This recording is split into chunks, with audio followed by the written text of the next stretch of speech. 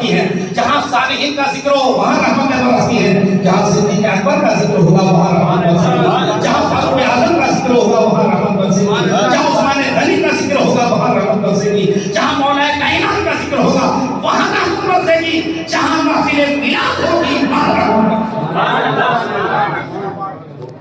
اب یہ مکان بنایا ہے، ایک دو دن کے لیے انسان مکان بناتا ہے، اور ایک مکان بنانے میں اس زمانے میں زندگی بھر کی ساری کمائی چلی جاتی تب بھی پورا نہیں ہو پاتا۔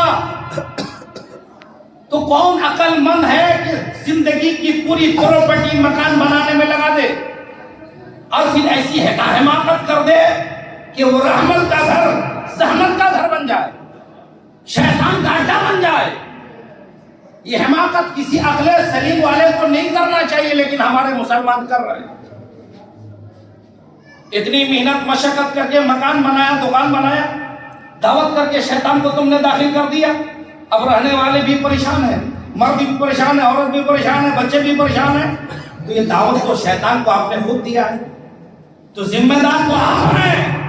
اس لیے مسلمانوں ایسے نیک کاموں میں، شبھ کاموں میں، اچھے کاموں میں دعوت نہ دو، خدا کی رحمت کو دعوت دو، خدا کے فرشتوں کو دعوت دو، محفل میلاد کرو، اللہ کی عبادت کرو، ذکر خدا کرو، ذکر مصطفیٰ کرو، قرآن کی تلاوت کرو، خدا کی رحمتیں آئیں گی۔ تو اگر پہلے سے گھر میں زحمت کرتی ہے تو رحمت خدا کی وجہ سے زحمتیں دور ہو جائیں گی۔ قرآن میں بڑی تاثیر ہے ذکر خدا۔ تفسیر کبیر کے اندر اس روایت کو درج کیا اور آپ سب اس کو متعدد بار سن بھی چکے ہیں کہ قرآن میں تاثیر کیا ہے، ذکر خدا کی تاثیر کیا ہے، اللہ کے نام لینے کا فائدہ اور بینیفٹ کیا ہے۔ تفسیر کبیر کے اندر امام رازی نے لکھا کہ حضرت عیسیٰ علیہ الصلوۃ والتسلیم ایک جگہ سے گزرے قبرستان سے، تو آپ نے دیکھا کہ ایک قبر والے پر عذاب ہو رہا۔ تفسیر کبیر کے اندر امام رازی نے لکھا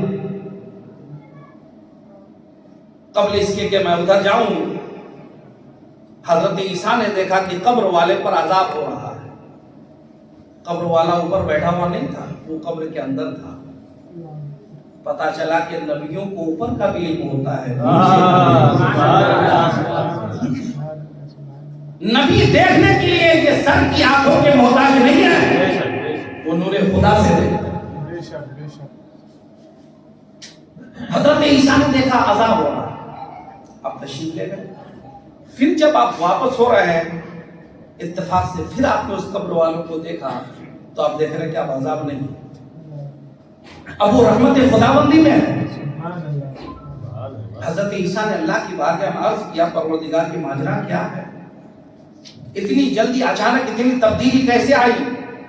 حالانکہ انتقال کر چکا ہے، کون سا عمل کیا کہ پروردگار تو نے اس کے عذاب کو ثواب میں تبدیل فرما دیا؟ تو اللہ کی طرف سے وہی آئی، حضرت عیسیٰ علیہ السلام کو بتایا گیا کہ عیسیٰ روح اللہ، ماجرا یہ ہے کہ شخص کا انتقال ہوا تو یہ اپنی بیوی کو حاملہ چھوڑا تھا، اولاد چھوڑ کر کے آیا تھا، اس کا بچہ بڑا ہوا، ہوشیار ہوا، مکتب میں داخل ہوا، اور پہلی مرتبہ جا کر اس کے بچے نے جب اپنے استاد کے پاس بسم اللہ الرحمن الرحیم پڑھا، اللہ تبارک و تعالیٰ کا ذکر کیا، تو اللہ فرماتا ہے میری رحمت کو حیا آ گئی کہ اس شخص کو میں بھلا کیسے عذاب میں گرفتار کر کے رکھوں جس کا بچہ میرا ذکر کر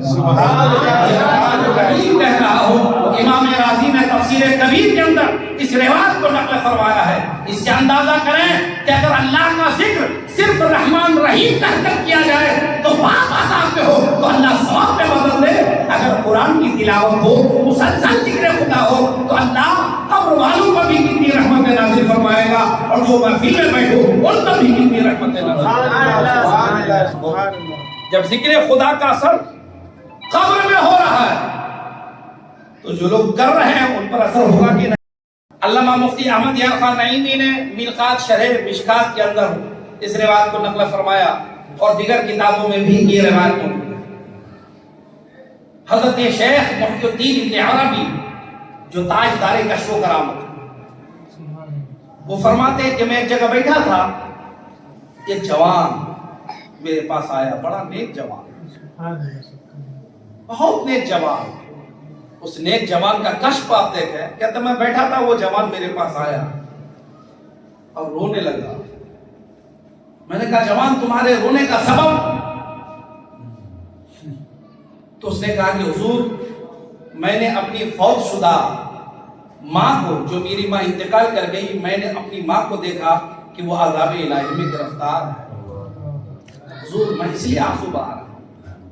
جوان کیسا نیک جوان تھا کہ اپنی ماں کو بیٹھے بیٹھے دیکھ رہا ہے، ایسا صاحب کشف جوان تھا۔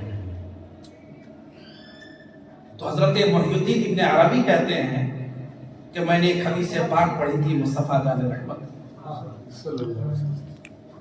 اس حدیث کی مجھے تصدیق چاہیے تھی۔